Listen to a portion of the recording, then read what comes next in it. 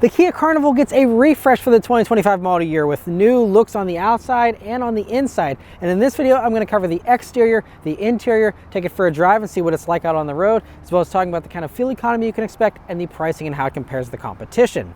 So as far as the styling here for the 2025 Carnival, it's a really nice look. So they kind of got rid of the Range Rover-esque styling that they used to have on these and really radically changed it. So now it has a more signature Kia headlight, with the stacked headlights we're seeing on other Kias, with that zigzagging LED strip that then goes across and almost meets the grille, which of course the grille is all unique and different here. The front bumper, all of that has changed up front. It's a radical departure, much more so than a usual refresh from another company.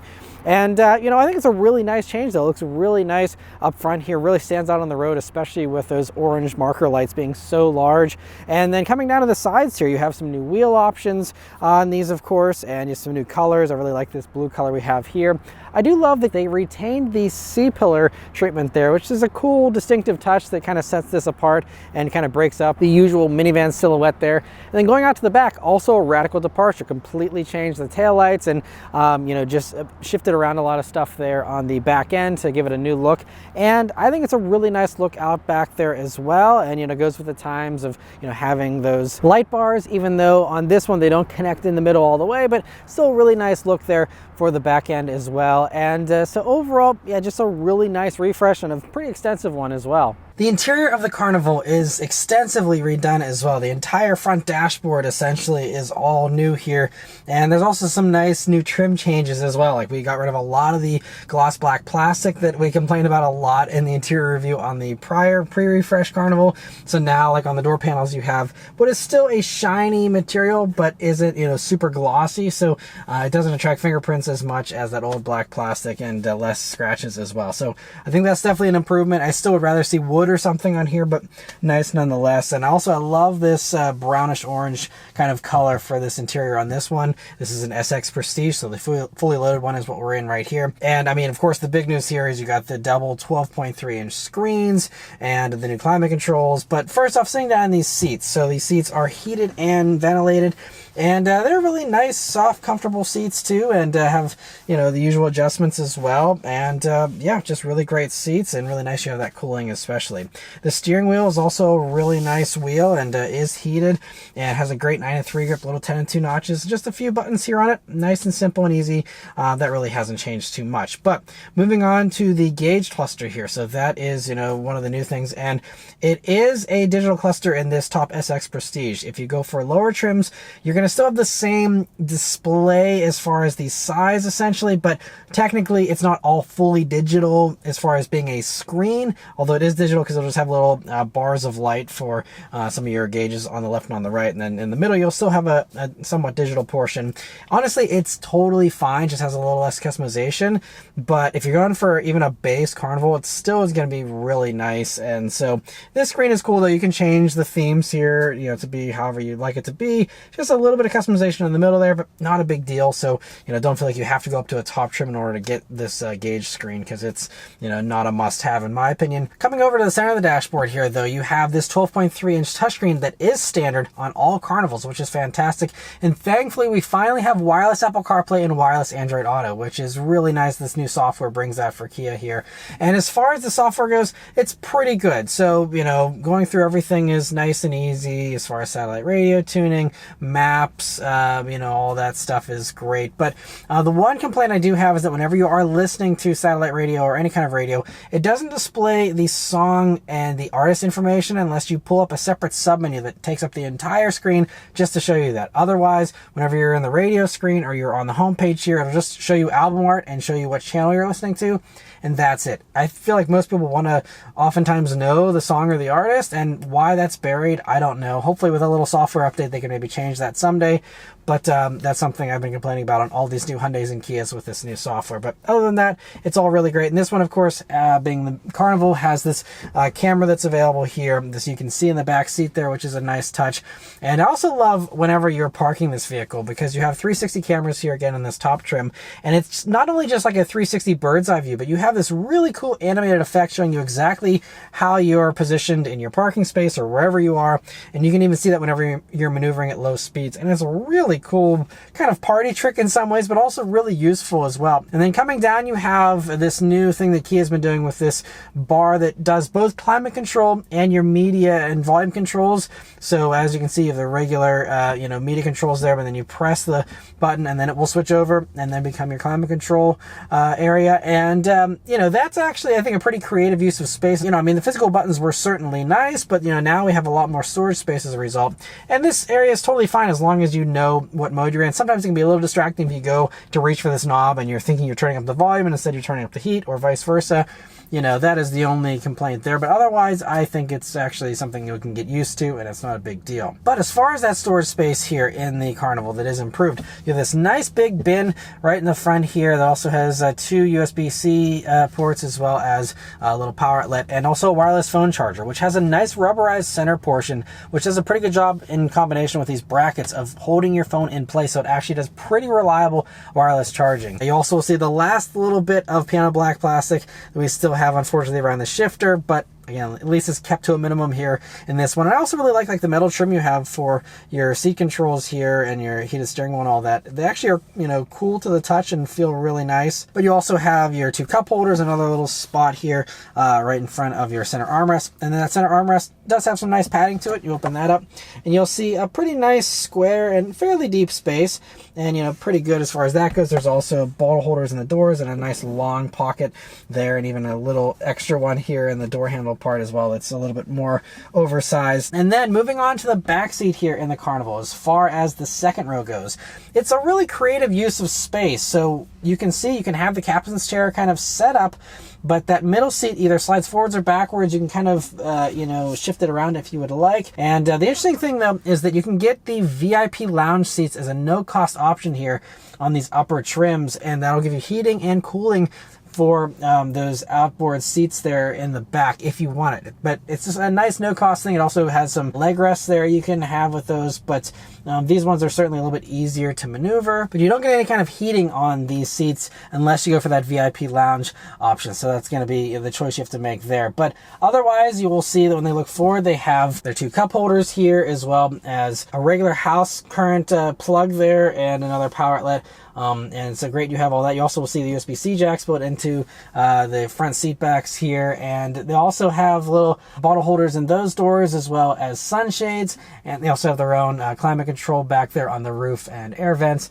You also will see they also have their own moonroof that does actually open for that second row as a separate thing. That's a cool feature I haven't seen on any other minivan or any other vehicle for that matter. And then moving on to the third row here. To get into that third row, there is a heavy lever. It's not the end of the world, but a little harder to have kids get into there compared to some others that make it a little bit easier. But anyway, once you are back there, you have a good amount of space, of course, being a minivan here. Even me being 5'9", sitting with those second row seats in a normal position, I still have enough space, a little bit of wiggle room to spare.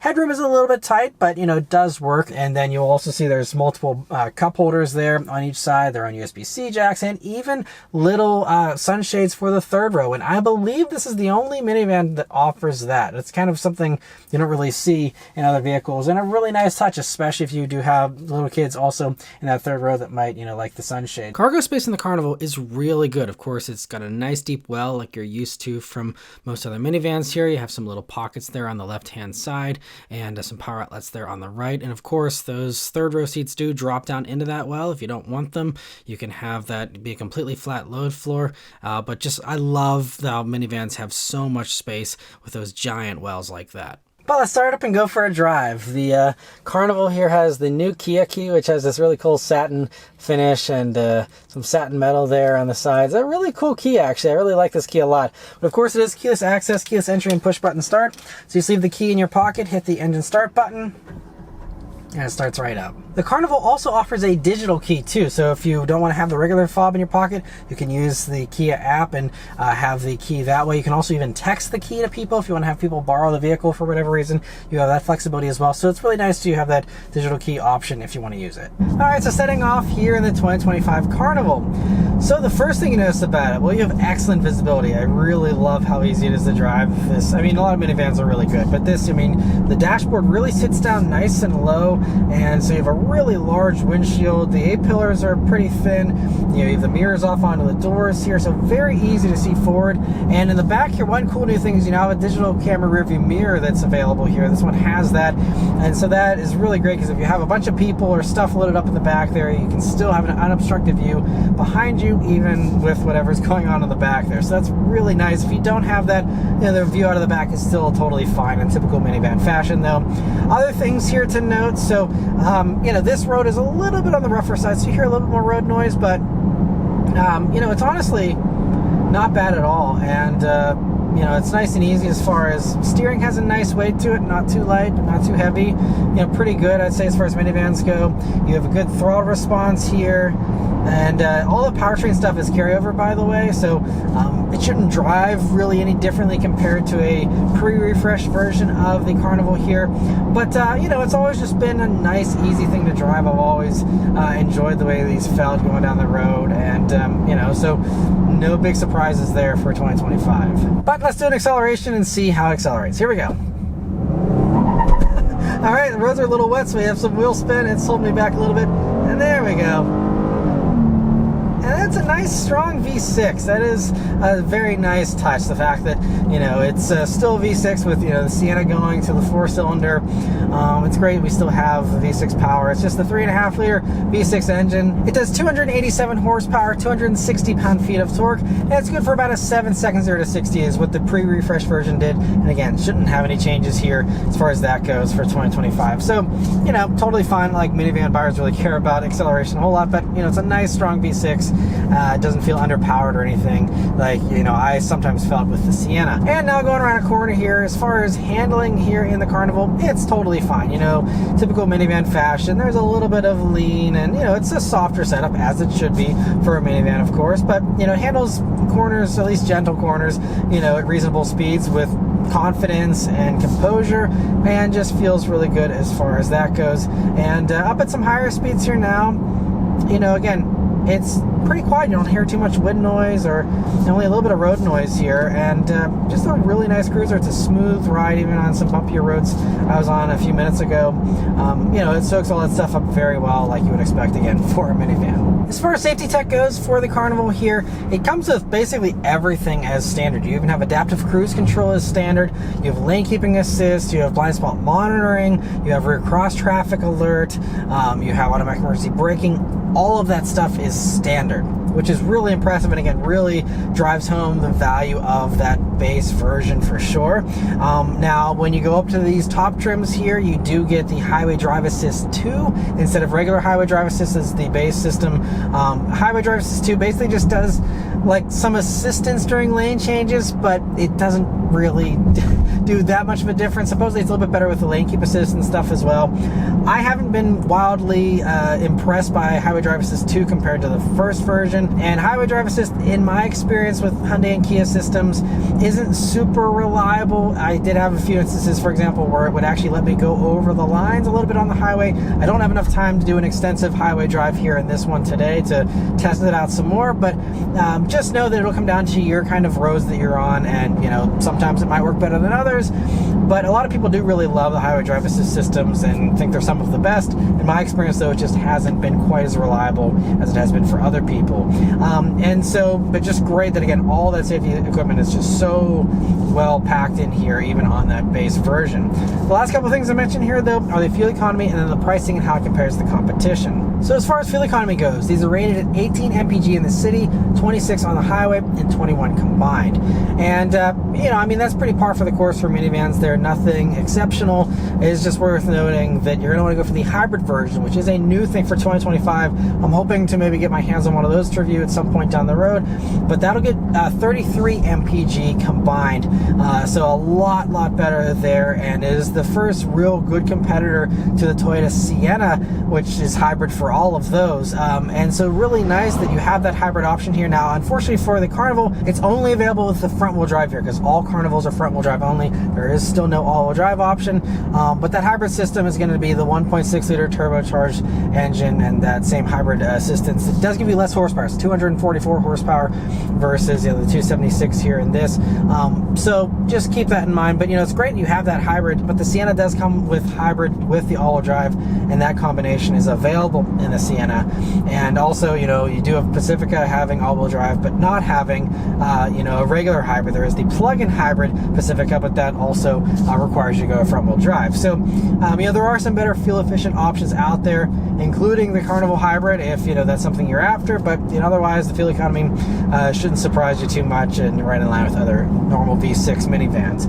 But the last thing to mention here, though, is the pricing and how it compares to the competition. So the Carnival starts at $37,895, including destination, and that's for that base version. But it's really nice that we have a low base version, because we're seeing the removal of base trims for some bizarre reason in these times where transaction prices keep getting higher and higher, but people are complaining about not having as much money.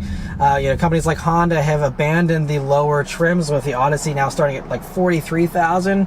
So again, I'm just so happy that we do have a nice low cost version of this, relatively speaking, for those that don't need all the bells and whistles and all the luxuries like Honda forces you into these days. And so as far as that pricing, it does go all the way up to $52,000, and so it'll come down to exactly what features you want. But let's break down further exactly how this compares to the competition that's out there. So at $38,000 to start, the Carnival is comfortably the cheapest way to get a brand new minivan as far as those MSRPs go.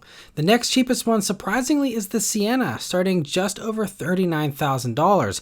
But remember, that's hybrid only, and also that is 2024 pricing. The refreshed 2025 model doesn't have pricing yet as of the time of me filming this, but if the hybrid is what you're after, right now the Sienna is the best deal still, with a hybrid Carnival starting at nearly $42,000.